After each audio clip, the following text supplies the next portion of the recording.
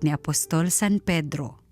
Mga pinakamamahal, samantalang hinihintay ninyo ang araw ng Diyos, magsikap kayong mabuti upang madali ang pagdating ng araw na iyon, araw ng pagkatupok ng kalangitan at pagkatunaw sa matinding init ng mga bagay na naroon. Ngunit ayon sa pangako ng Diyos, maghintay tayo ng mga bagong langit at bagong lupa na pinaghaharian ng katarungan. Kaya nga, mga minamahal, samantalang kayo'y naghihintay, sikapin ninyong mamuhay na payapa, walang dungis at kapintasan.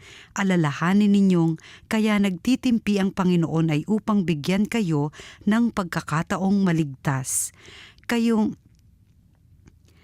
Ngayong ito'y alam na ninyo, mga kapatid, dapat kayong mag-ingat upang huwag kayong mailigaw ng mga taong walang matuwid na patakaran. Sa gayon, hindi kayo matitinag sa inyong mabuting kalagayan. Ayon sa kagandahang loob ng Diyos, magpatuloy kayo sa paglago sa kabutihan at sa pagkakilala sa ating Panginoon at tagapagligtas na si Hesukristo. Sa Kanya ang kapurihan, ngayon at magpakailanman. Amen. Ang salita ng Diyos. Salamat sa Diyos. Poon amin kang tahanan noon, ngayon at kailanman. Wala pa ang mga bundok, hindi mo pa nilalalang, hindi mo pa nililikha itong buong daigdigan. Ikaw noon ay Diyos na pagkat ika'y walang hanggan. Poon amin kang tahanan, noon, ngayon at kailanman. Yaong taong nilikha mo'y bumalik sa alabok, sa lupa ay nagbabalik kapag iyong iniutos. Ang 1,000 mga taon ay para bang isang araw, sa mata mo, Panginoon, isang kisap mata lamang, isang saglit sa magdamag na ito ay dumaraan. Poon amin kang tahanan, noon, ngayon at kailanman. Buhay nami umaabot ng 70 taong singkad, minsan na may umaabot sa 80 kung malakas. Yaong buhay nami sakbibi ng dusa't hirap, pumapanaw pagkatapos dito sa sangmaliwanag. Poon amin kang tahanan, noon, ngayon at kailanman. Kung umagay ipadama yaong wagas mong pag-ibig at sa buong buhay namin may galak ang aming awit, ipakita sa lingkod mo ang dakila mong gawain at sa sunod naming lahi ipadama ay gayon din. Poon amin kang tahanan, noon, ngayon at kailanman. Ang mabuting balita ng Panginoon ayon kay San Marcos. Noong panahong iyon, ilang Pariseyo at ilang kampo ni Herodes ang pinapunta kay Jesus upang siluin siya sa kanyang pananalita. Lumapit sila sa kanya at ang sabi, "Guro, nalalaman po namin kayo'y tapat at walang pinangingimian, sapagkat pareho ang pagtingin ninyo sa lahat ng tao at itinuturo ninyo kung ano ang kalooban ng Diyos sa mga tao. Naaayon po ba sa kautusan ang pagbabayad ng buwis sa Sesar? Dapat ba kaming bumubuwis o hindi?" Ngunit batid ni Jesus na sila'y nagkukunwari, kaya't sinabi niya sa kanila, "Bakit ba ibig ninyo akong siluin? Bigyan ninyo ako ng 1 denaryo, titingnan ko." At kanilang binigyan siya. "Kaninong larawan at pangalan ang nakaukit dito?" tanong ni Jesus. "Sa Sesar po," tugon nila. Sinabi ni Jesus, "Ibigay ninyo sa Sesar ang sa Sesar, at sa Diyos ang sa Diyos." At sila'y namangha sa kanya. Ang mabuting balita ng Panginoon. Pinupuri ka namin, Panginoong Hesukristo.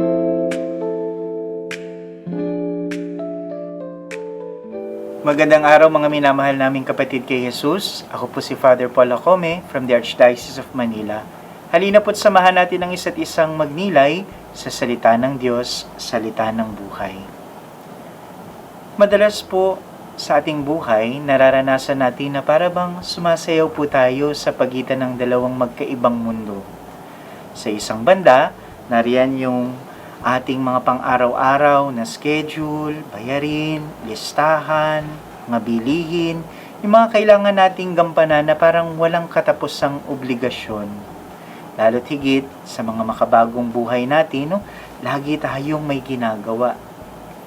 Sa kabilang banda naman, naroon rin mayroong malalim at tahimik na pananabik sa ating mga puso, no? Para sa isang dakilang bagay, no? na nakalaan. Dito natin maihahalin tulad o masasabi nating hinahanap ng ating pagkatao yung buhay na may kapayapaan, kahulugan, yung buhay na walang hanggan. Kaya nga po hindi nakapagtataka na tinatagpo tayo ng ating mga pagbasa sa ganitong pakiramdam. Nakita po natin sa pagbasang ating narinig, hindi tayo hinihiling na talikuran yung mundo. Kung hindi ipinapaalala sa atin, kanino nga ba talaga tayo? Sino ang nagmamay-ari sa atin? Madalas narinig natin yung tanong, sino ka? Pero sabi rin sa atin, mahalaga na malaman natin bago natin sagutin ang tanong na sino ka, mahalagang lingunin ang tanong na kanino ka.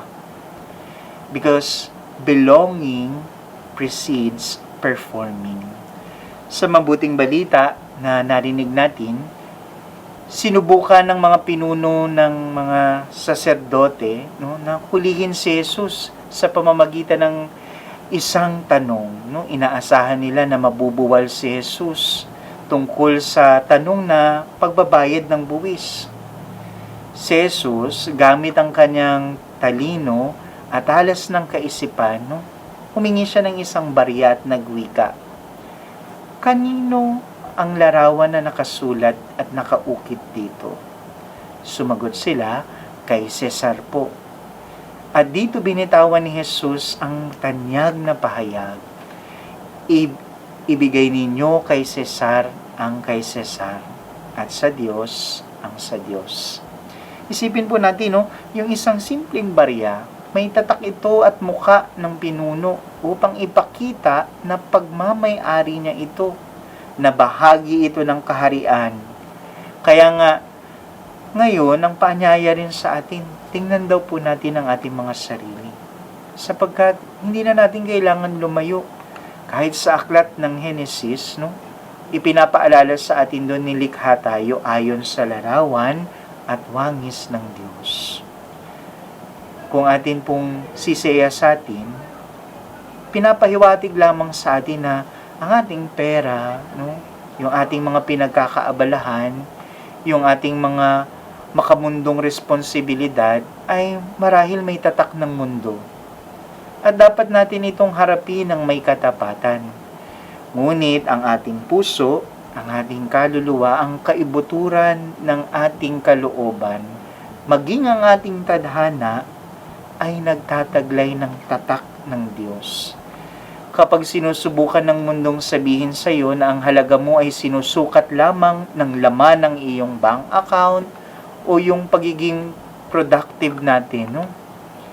O yung katayuan natin sa lipunan, may banayad na paanyaya ang paalala ni Jesus.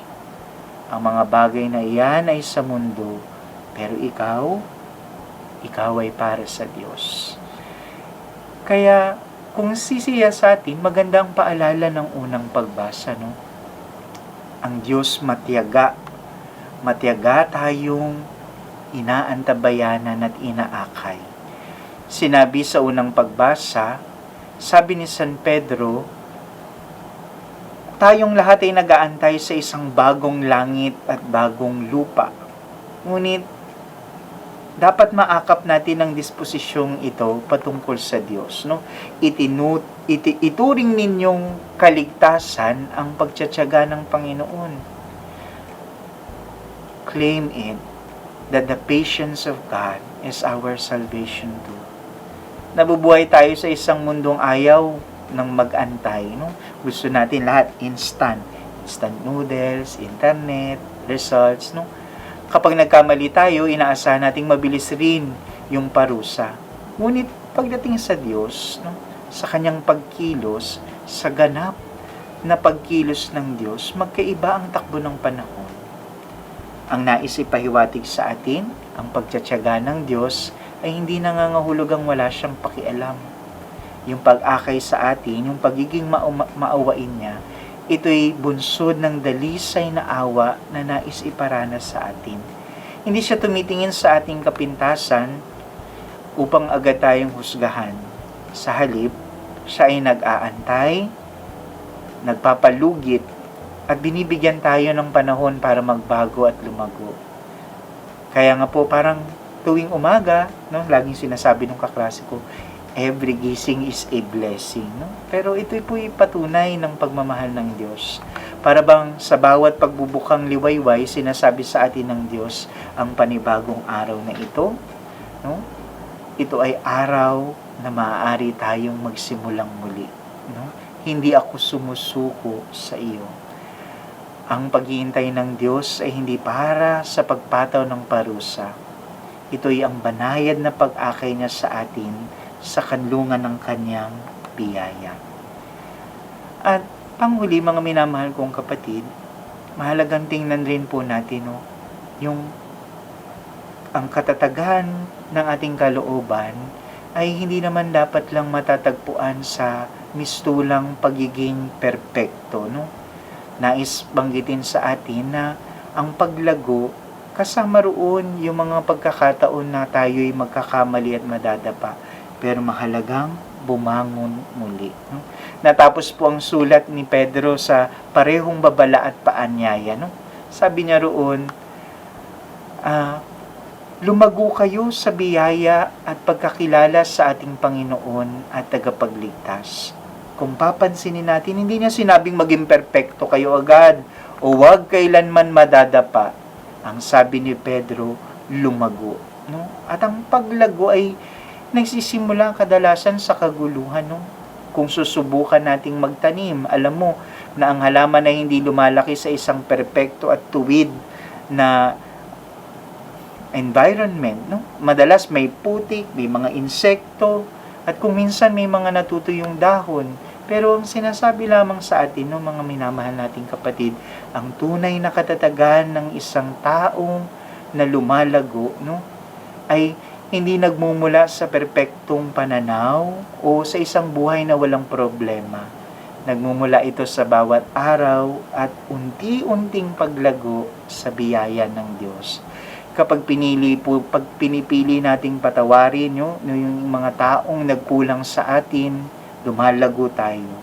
Kapag naglalaan tayo ng ilang minuto sa isang pagkakataon lang na nai-stress ka na, kapag nasasabi pa rin natin, Panginoon, nagtitiwala ako sa iyo, lumalago ka. Ang mabagal, kahit tahimik na paglagong ito, ay nagbibigay sa atin ng isang napakalalim na ugnayan. Ano pat hindi tayo nabubuwal sa kahit anong bagyo ng buhay. Ito ay paanyaya pa rin, minamahal kong kapatid, sa ating paghayo at pagbabalik sa mundo, sa mga traffic, deadlines at gawaing buhay.